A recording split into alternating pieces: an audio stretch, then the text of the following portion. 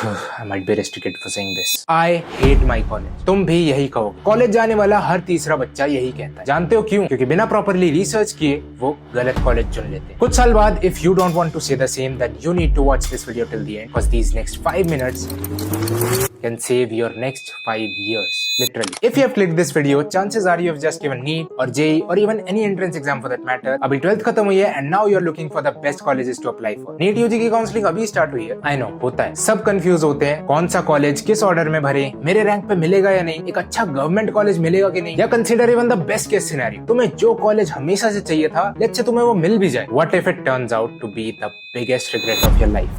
इनसे मिलो। ये है नमन और ये है प्रतीक। दोनों ने साथ में ही 2 साल नीट की प्रिपरेशन की। प्रतीक की रैंक आई अंडर 5000, मतलब उसे मिला एक अच्छा सेंट्रल गवर्नमेंट मेडिकल कॉलेज। वहीं नमन की रैंक थी 20,000 के आसपास, तो उसे मिला अपने स्टेट का एक नॉर्मल सा जीएमसी। प्रतीक के कॉलेज की तो फीस भी बिल्कुल नॉमिनल और नमन की fees around 1 lakh per annum. तो तुम खुद ही सोच सकते हो किसकी कॉलेज लाइफ बेटर रही होगी। ऑब्वियसली प्रतीक, राइट? नहीं, ऐसा तुम्हें लगता है। Chances are you don't know the reality behind it. Your dream college is not what it looks like from the outside. बाहर से तो सबको अपना कॉलेज बेस्ट लगता है, पर अंदर की सच्चाई सिर्फ हम लोग जानते हैं। क्योंकि अगर जाने के बाद ये रियलाइज किए तो बहुत बड़ी गलती कर दी, then there's no going back. और ये मुझसे बेहतर कोई नहीं समझ सकता। इसलिए in this video I'll show you the unfiltered reality, what no one talks about, how to choose the right college for you, and 5 points which you must not neglect before making a final decision, ताकि जो गलती मैंने की वो तुम ना करो। Take this from a senior, an elder brother, someone who has himself cleared NEET in the first attempt and currently in a good central government medical college with a good enough rank कि अपने पसंद का college choose करने की freedom थी। And still here I am after 4 years. देखो, उसके लिए सबसे पहले तुम्हें अपना टाइप समझना होगा। तुम्हारी कॉलेज लाइफ से एक्सपेक्टेशंस क्या है। 3 तरह के लोग होते हैं। कैटेगरी 1, द डेडिकेटेड, जो मेडिसिन के लिए पैशनेट है, एंथुसियास्टिक है, जेन्युइनली सीखना चाहते हैं, सिर्फ करने के लिए नहीं, जिन्हें पढ़ने का शौक है। यस, बेसिकली जो एकेडमिक चीजों में इंटरेस्टेड। कैटेगरी 2, द बैलेंसर्स, जो लोग पढ़ने में अच्छे हैं, कोप कर सकते हैं, सर्वाइव कर सकते हैं, पास भी हो सकते हैं, पर वो कहते हैं ना, अंदर से मेडिसिन के लिए वो आग, वो जज्बा नहीं, बस करना है तो कर लेते हैं। और मेजोरिटी लोग इसी कैटेगरी के होते हैं, जो बैलेंस चाहते हैं, एकेडमिक्स और कॉलेज लाइफ एंजॉय करने के बीच। और फिर आते हैं कैटेगरी 3, द एक्सप्लोरर्स, वो लोग जो उतना इंटरेस्टेड नहीं है, मे बी थोड़ा फैमिली प्रेशर के कारण या मे बी एक फाइनेंशियली स्टेबल फ्यूचर के लिए, बेसिकली थोड़ा सा अपने विल के अगेंस्ट, जो अभी भी अपने फ्यूचर को लेके अनश्योर है, इसीलिए जो कॉलेज में टाइम चाहते हैं खुद को एक्सप्लोर करने के लिए, अपनी हॉबीज, इंटरेस्ट, पैशन को परस्यू करना चाहते हैं, इसलिए they want a chill college जहां नॉन एकेडमिक अपॉर्चुनिटीज भी हो, टाइम भी हो। तो सबसे पहले तुम्हें ऑनेस्टली खुद से पूछना चाहिए कि जेन्युइनली तुम किस कैटेगरी में आते हो। और देखो, इसमें कोई शर्माने या छुपाने वाली बात नहीं, कन्फ्रंट इट। सिर्फ मम्मी पापा या किसी और को दिखाने के लिए नहीं कि डॉक्टर बनना मेरा पैशन है, एक नोबल प्रोफेशन है, मेरे को सोशल सर्विस करनी है। Keep all those moral arguments and all external factors aside for a moment. Between you and me, अंदर से तुम क्या चाहते हो, और वो सच्चाई माइंड में रखते हुए वीडियो कंटिन्यू करना, ताकि तुम सच में अपने लिए एक अच्छा डिसीजन ले पाओ। वरना ये वीडियो यहीं छोड़ के जा सकते हो, क्योंकि ये सिर्फ उन्हीं के लिए है जो अपने फ्यूचर को लेके सीरियस हैं और सच्चाई सुनने की ताकत रखते हैं। आखिरी पॉइंट तो लिटरली सबसे ज्यादा इग्नोर्ड और सबसे ज्यादा इंपैक्ट करने वाला है, जिसके बारे में ना तो कोई इतना गहराई से सोचता और ना बात करता, but that is actually most important in real life scenario. पर सबसे पहले नंबर 1, ऑन ग्राउंड रियलिटी। अब तक तुमने प्रोबेबली कॉलेजेस की videos, campus tours, hostel tours, reviews, fees, cut off, सब कुछ देख देख के यूट्यूब कोरा पूरा छान मारा होगा, है ना? पर एक्चुअली ऑनलाइन दिखने वाली मोस्टली चीजें इन रियलिटी काफी डिफरेंट होती है, क्योंकि दैट्स जस्ट वन साइड। खुद ही सोचो ना, हर कोई अपने कॉलेज की सिर्फ पॉजिटिव्स और अच्छी बातें डालेगा ना, पर उसकी on ground reality, problems, negatives ये नहीं डालेगा। क्या वहाँ रैगिंग होती है? हॉस्टल में क्या क्या प्रॉब्लम्स है? इंफ्रास्ट्रक्चर कैसा है? क्या बहुत पुराना और टूटा फूटा है? हॉस्टल और कैंपस के क्या क्या रूल्स है? पानी, साफ सफाई, सिक्योरिटी, टाइमिंग्स, ये सब। कॉलेज और हॉस्पिटल में क्या क्या इक्विपमेंट्स, क्या फैसिलिटीज हैं, लाइब्रेरी कैसी है, and most importantly authorities, administration कैसा है, which will discuss in detail in the next part. Then everything about the hospital, patient load कितना है, उसे हैंडल करने के लिए कितने इंटर्न्स, रेजिडेंट्स, पीजीज है, कितनी टॉक्सिसिटी और प्रेशर है, सीनियर जूनियर रिलेशन कैसा है, हॉस्पिटल का इंफ्रास्ट्रक्चर कैसा है, स्टूडेंट्स के लिए लैब्स और प्रैक्टिकल रिसोर्सेज कितने हैं, फॉर एग्जांपल फर्स्ट ईयर में डिसेक्शन के लिए कितने कैडेवर्स है और पर टेबल कितने स्टूडेंट्स अलॉटेड है। बेसिकली ये सब चीजें सिर्फ उस कॉलेज में पढ़ रहे लोग ही जानते हैं। And while these might look tiny for now, considering you have to spend 5 years of your life, ये छोटी छोटी चीजें डेली लाइफ में तुम्हें कितना अफेक्ट और फ्रस्ट्रेट करेंगी,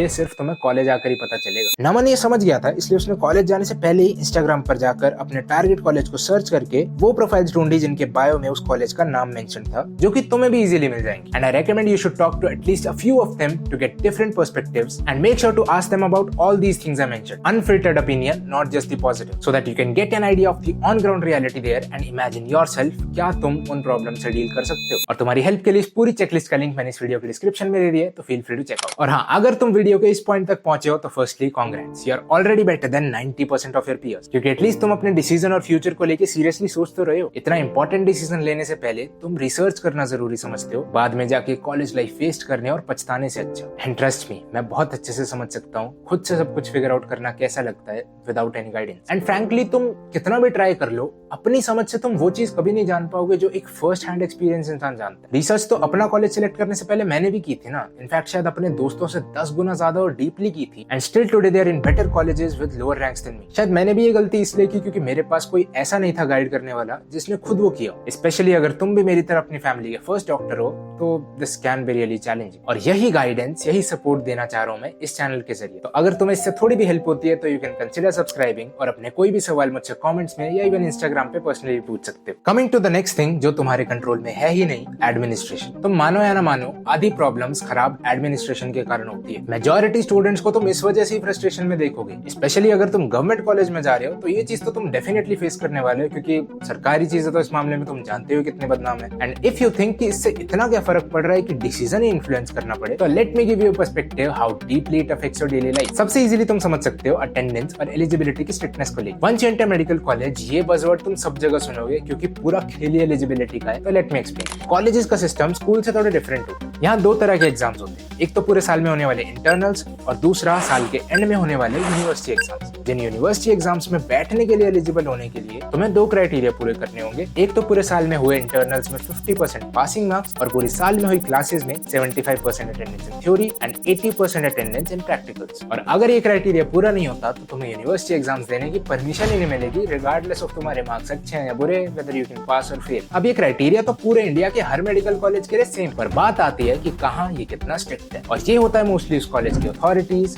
एचओडीज और डीन के हाथ। बहुत से कॉलेज में सिस्टम उतना स्ट्रिक्ट नहीं होता, इसलिए वो कम अटेंडेंस पे भी एलिजिबिलिटी दे देते हैं या फिर कुछ एक्स्ट्रा क्लास या असाइनमेंट्स देके अटेंडेंस मैनेज कर देते हैं। मेडिकल कॉलेज में छुट्टियां भी कम ही मिलती हैं, कभी कभी तो फेस्टिवल्स पे भी नहीं होती। इसीलिए अटेंडेंस की स्ट्रिक्टनेस एक बहुत बड़ा रोल प्ले करती है ये डिसाइड करने में कि जब तुम्हें छुट्टी चाहिए तुम ले सकोगे या नहीं। फॉर एग्जाम्पल, अगर तुमने मेरी तरह अपने घर से बहुत दूर कॉलेज ले लिया है तो क्या तुम छुट्टियां लेकर अपना घर जाना अफोर्ड कर सकते हो? पहले लोकेशन के बारे में भी डिटेल में नेक्स्ट पॉइंट में डिस्कस करेंगे। कुछ कॉलेजेस में स्टूडेंट्स खुद ही मास बंक कर लेते हैं और अथॉरिटीज को भी ये बात ऑब्वियसली पता होती है तो चल जाते हैं, क्योंकि उन्हें खुद भी तो छुट्टी मिल रही है। Insider fact, 90% of the time teacher को खुद क्लास लेने में घंटा इंटरेस्ट नहीं होता यार, उसको खुद छुट्टी चाहिए, उस पे हॉस्पिटल और काम का वर्कलोड इतना है। पर कई महान कॉलेजेस में ये कॉन्सेप्ट एग्जिस्ट ही नहीं करता। क्या होता क्या है, मास बंक, छुट्टी सब लोग एक साथ ले ले, भाई पाप नहीं हो जाएगा? या पता नहीं इनकी फटती है, जो भी रीजन है। क्योंकि देखो, मास बंक के लिए चाहिए यूनिटी। अब ऐसा नहीं हो सकता ना कि 125 के बैच में 50 लोग तो मास बंक मान के छुट्टी मार के बैठे हैं और बाकी लोग आ रहे हैं। और यही यहाँ होता है, हम किसी दिन प्लान कर भी ले तो हमें खुद पता है ये 30 लोग ऐसे हैं कि आंधी, बाढ़, भूकंप, तूफान कुछ भी आ जाए, भाई ये लोग नदियां तैर के कॉलेज आ जाएंगे तो कुछ फायदा ही नहीं। ऐसे ही लोग होते हैं फिर बड़े होकर अपने बच्चों को सुनाते हैं हम तो पहाड़ चढ़ के कॉलेज जाया करते थे। भाई मत जाओ, एक दिन बंक मार लो, कुछ प्रलय नहीं आ जाएगी। ये तो हुई एक बात। अटेंडेंस के अलावा भी ऑलमोस्ट हर चीज का कंट्रोल अथॉरिटीज के हाथ में ही होता है। फिर चाहे वो कॉलेज में कोई इवेंट कराने की परमिशन देना, उसके लिए फंड्स देना, या इवन अगर तुम्हें किसी चीज को लेकर कंप्लेन करनी हो तो hostel, hospital, college authorities, dean, ये सब कितना तुम्हारी बात सुनते हैं और कितना उस पर एक्शन लेते हैं। हॉस्टल वार्डन कैसा है, क्या लैंग्वेज या कल्चर को लेकर कुछ डिस्क्रिमिनेशन या पार्शियलिटी होती है, जिसके बारे में 5th पॉइंट में आगे बात करेंगे। Spoiler, yes, more than you think. फिर जब तुम इंटर्नशिप में जाओगे तो इन्हीं लोगों से, एचओडी से तुम्हें डील करना है, उन्हीं से तुम्हें कंप्लीशन लेटर पे साइन लेना है। चाहे लोग बात बात पे सैलरी काट लेते हैं या एक्सटेंशन लगा देते हैं। एक बहुत कंट्रोवर्शियल बात बोल रहा हूँ, बट करप्शन भी एक बहुत बड़ा एंगल है जो हमें लगता है कि अफेक्ट नहीं कर रहा है, बट एक्चुअली करता है। मोस्टली गवर्नमेंट कॉलेजेस को सरकार से अच्छे खासे फंड्स मिलते हैं मेंटेनेंस के लिए, इवेंट्स के लिए, इक्विपमेंट्स के लिए, पर क्या वो एक्चुअली यूटिलाइज हो रहे हैं या डीन की जेब में जा रहे हैं? सच है, यही होता है। अगर तुम्हारे कॉलेज या हॉस्टल की बिल्डिंग इंफ्रास्ट्रक्चर बहुत पुराना है, रेनोवेशन या मेंटेनेंस नहीं होती है, हॉस्पिटल या लैब्स में इक्विपमेंट की कमी है, तो कहाँ जा रहा है ये सब पैसा? और प्राइवेट का तो don't get me started, donations की तो कोई लिमिट ही नहीं है। फिर इवेंट्स के नाम पे, हॉस्टल फीस के नाम पे लाखों और ऐंठते हैं। यहाँ तक कि वहाँ तो पैसे लेके एलिजिबिलिटी भी दे देते हैं और पास भी कर देते हैं। छोड़ो, इस बारे में किसी अलग वीडियो में डिटेल में बात करेंगे, आग से खेल रहा हूँ मैं। Next comes location. क्यों आपके कॉलेज की लोकेशन और आपके होम टाउन से डिस्टेंस मैटर करता है? देखो, मैं हरियाणा से हूँ और मैंने चूज किया अपने घर से बहुत दूर बैंगलोर का कॉलेज, ये सोच के कि बड़ा टियर 1 शहर है, लाइफ अच्छी होगी। But it turned out to be the biggest scam when I came here. तो सब बताऊंगा क्यों तुम्हें अपने घर से दूर कॉलेज नहीं लेना चाहिए, या इवन इफ अगर लेना भी पड़े तो किन बातों का ध्यान रखना चाहिए, कल्चरल, लैंग्वेज बैरियर। मेरे साथ क्या हुआ, Like this only you North Indians are. पक्का I'll fail you. मैं जानता हूँ रील्स और शॉर्ट्स ने तुम्हारा अटेंशन स्पैन बिल्कुल बिगाड़ रखा है, इसलिए इसको डिटेल में कंटिन्यू करेंगे नेक्स्ट पार्ट में, क्योंकि ये वीडियो ऑलरेडी बहुत लंबी हो चुकी है। तो पार्ट 2 देखने के लिए सब्सक्राइब और वॉच है।